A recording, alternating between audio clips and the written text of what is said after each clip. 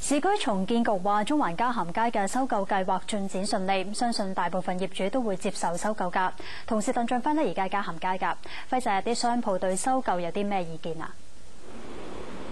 係啊 ，Daisy。咁市建局主席張震遠就話啦，自從係嘉咸街呢一個嘅重建項目公佈咗收購建議之後咧，商戶同埋業主大部分嘅反應都係正面㗎。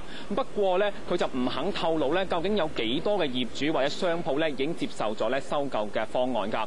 而有商戶就擔心啦，日後重建咗呢度之後佢哋就好難翻嚟呢一度係開業㗎，因為到時嘅租金肯定會貴咗好多。嗱，講翻嘉咸街街市呢度啦，係本港中環呢一度其中一個歷史最悠久嘅露天市集嚟㗎。嚟緊呢一個月逢星期六日呢度都會相當熱鬧㗎，因為多個民間團體喺呢度舉行咗一個嘉咸街嘅街市節。咁嚟緊呢3個禮拜嘅星期六日都會有一啲嘅電影節啦，一啲工作坊啦，咁甚至會有大廚帶你嚟呢度買餸煮翻一餐食下㗎噃。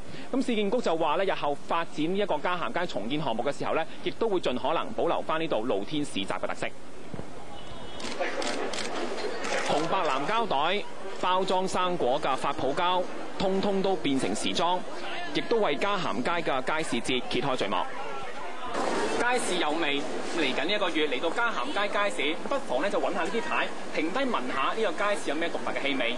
咁商戶就話呢個街市除咗各式各樣嘅氣味之外，最濃嘅始終喺呢度嘅人情味。好啦，咁啊成日過嚟買嘢啊嘛，咁啊同屋企人買嘢啊，咁樣又方便。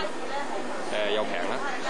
市建局話公佈咗收購建議之後業主同商戶嘅反應都算正面。咁稍後會再同佢哋傾下具體嘅安置方案。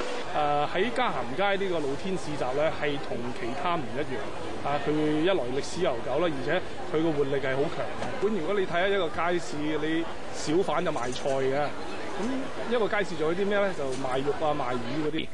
不過有商戶就擔心日後嘅租金會好貴。重建咗之後，佢嘅地方咁貴，我哋冇可能租嚟賣菜啦。市建局就話未有計劃俾商鋪優先揀樓，又話距離完成收購仲有2年，一切方案都係言之尚早。咁張震遠就話嘉咸街嘅發展項目呢一個重點就係希望活化呢一個露天市集嗰度㗎。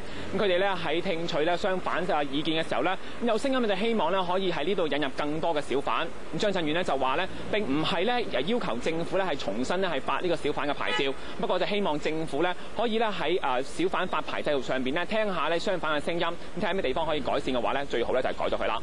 好啦，喺嘉咸街嘅報道咁多啦，交翻俾廠啊。